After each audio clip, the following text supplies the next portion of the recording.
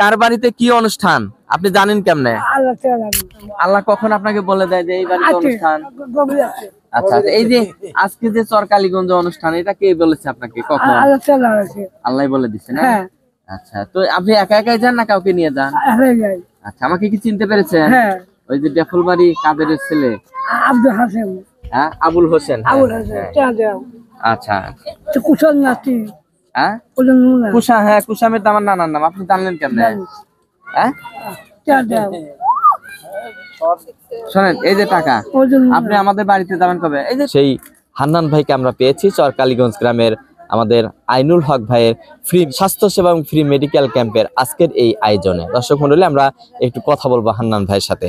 আসসালামু আলাইকুম। ওয়ালাইকুম আসসালাম, কেমন আছেন?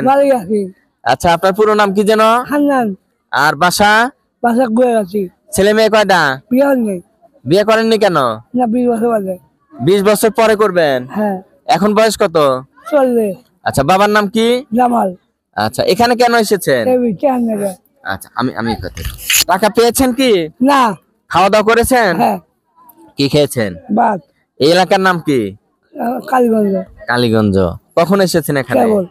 আচ্ছা, আমরা ওই যে আপনি অসংখ্য মানুষের নাম বলতে পারেন, আজকে আমরা 100 জন মানুষের নাম শুনবো যারা দুনিয়া থেকে চলে গেছে পর।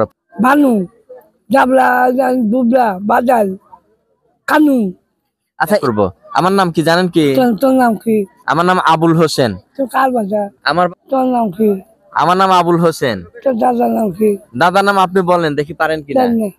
আমার দাদার নাম গঞ্জের আলী। গঞ্জের আলী। তার বাবার নাম কি ছিল? নিশু। হ্যাঁ, নিশু।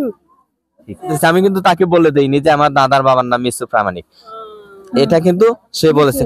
আল্লাহ, ইয়া আল্লাহ, আল্লাহ ইয়া মালিক, আল্লাহ ইয়া কুদ্দুস, আল্লাহ ইয়া সালাম, আল্লাহ ইয়া জব্বার, আল্লাহ ইয়া মুতাকাব্বার, আল্লাহ ইয়া কারিম, আল্লাহ ইয়া সাত্তার, আল্লাহ ইয়া খালিক, আল্লাহ। হান্নান ভাই অসাধারণ এক মানুষ। তিনি কিন্তু আমার দাদার বাবার নাম সে অকপটে বলে দিয়েছে, আমার নানার নাম বলে দিয়েছে। আমি এখান থেকেই জানতে পেরেছি হান্নান ভাইয়ের অসাধারণ জ্ঞান রয়েছে। আল্লাহ তাকে অসাধারণ জ্ঞান প্রদান করেছেন। হান্নান ভাই একজন প্রতিবন্ধী মানুষ মনে হলেও তিনি কিন্তু অনেক জ্ঞানের অধিকারী। বিভিন্ন জায়গায় ঘুরে বেড়ান।